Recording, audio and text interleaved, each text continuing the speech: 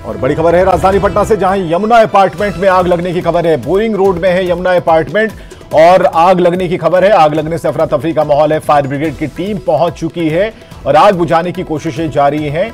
तो सबसे पुरानी बिल्डिंग है यमुना अपार्टमेंट। संजय हमारे साथ फोन लाइन पर मौजूद हैं। आग कैसे लगी संजय, क्या खबर है? विवेक, सबसे पहले मैं बता दूं कि आग यमुना अपार्टमेंट में नहीं लगी है। यमुना अपार्टमेंट के बगल में जो एक बिल्डिंग है उसमें भीषण आग लगी है और आग की भयावहता का अंदाजा तस्वीरों को देखकर सहज ही लगाया जा सकता है। काफी संख्या में फायर ब्रिगेड के जो गाड़ियां मौके पर पहुंची और फायर ब्रिगेड कर्मी बिल्डिंग में ऊपर चढ़े हुए हैं। आग बुझाने की कोशिशें जारी है। लगातार यहाँ पर अफरा तफरी का माहौल बना हुआ है।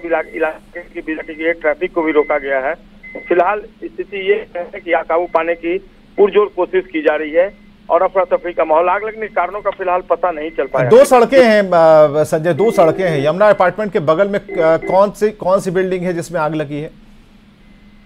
ये बिल्डिंग का नाम अभी पता नहीं चल पाया है। थोड़ी देर में मैं आपको बिल्डिंग का नाम स्पष्ट कर पाऊंगा, लेकिन फिलहाल यहाँ पर अफरा तफरी का माहौल है। आप अंदाजा, आप खुद पटना के रहने वाले हैं और बोरिंग रोड पॉश इलाका है। सघन यहाँ आबादी रहती है। दिन भर गाड़ियों का आना जाना यहाँ लगा रहता है। जो सघन आबादी है वहाँ पर ही आग लगी है और फिलहाल यहाँ पर अफरा तफरी का माहौल है।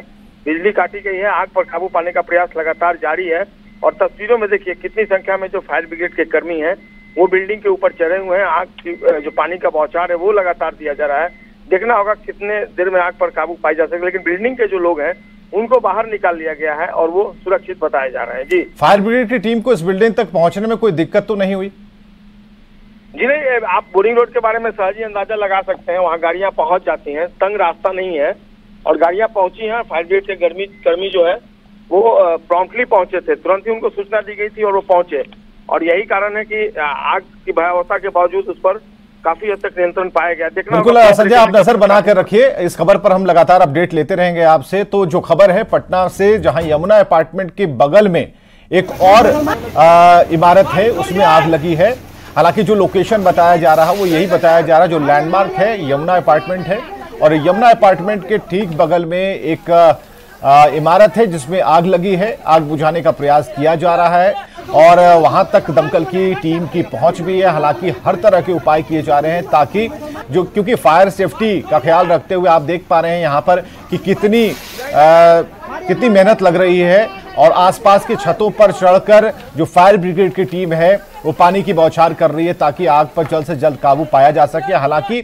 आग कैसे लगी और इसके बारे में और भी जो इससे जुड़ी हुई जानकारियां वो हम आपको जरूर देंगे, लेकिन इस वक्त हम आपको बता रहे हैं कि सभी लोग सुरक्षित बताए जा रहे हैं अब तक और आसपास के जो लोग हैं उनकी भी मदद ली जा रही है। वो भी मदद कर रहे हैं फायर ब्रिगेड की टीम को ताकि इस आग पर जल्द से जल्द काबू पाया जा सके। एक बार फिर हम आपको बता रहे हैं राजधानी पटना में बोरिंग रोड में एक अपार्टमेंट है यमुना अपार्टमेंट और उसके ठीक बगल में एक इमारत है जिसके अंदर आग लग गई है और आग लगने के कारणों का अब तक पता नहीं चला है।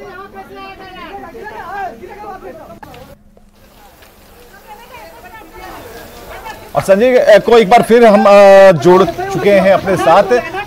हालांकि संजय, अभी तक क्या खबर आ रही है, खासकर जो उस बिल्डिंग में जो लोग फंसे हुए थे उनके बारे में क्या खबर है? तो संजय से संपर्क बनेगा क्योंकि हम बराबर कोशिश कर रहे हैं कि हर एक अपडेट आपको बताते चलें। तो इस वक्त अपडेट है कि कहीं भी किसी के घायल होने की सूचना नहीं है। सभी लोगों को समय रहते सुरक्षित बाहर निकाल लिया गया है। अब इस बिल्डिंग में जो आग लगी है उसे बुझाने की कोशिश की जा रही है। ये जो इमारत देख रहे हैं जिसमें आग लगी है वो बोरिंग रोड में है और बोरिंग रोड का जो इलाका है काफी पॉश माना जाता है और रिहायशी इलाका है और यहाँ पर सड़कें भी चौड़ी हैं, इसलिए दमकल की गाड़ियों को यहाँ तक पहुँचने में कोई दिक्कत नहीं आई।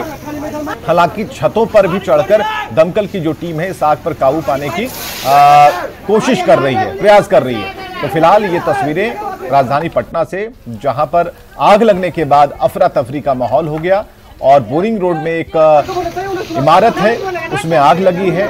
कोशिश की जा रही है इस पर आग पर काबू पाने की और जो लोग हैं, इस बिल्डिंग के जो लोग हैं जो इसमें रहते थे उन्हें सुरक्षित बाहर निकाल लिया गया। आग कैसे लगी है इसके बारे में अब तक कोई सूचना नहीं है। पहले आग पर काबू पाया जाएगा।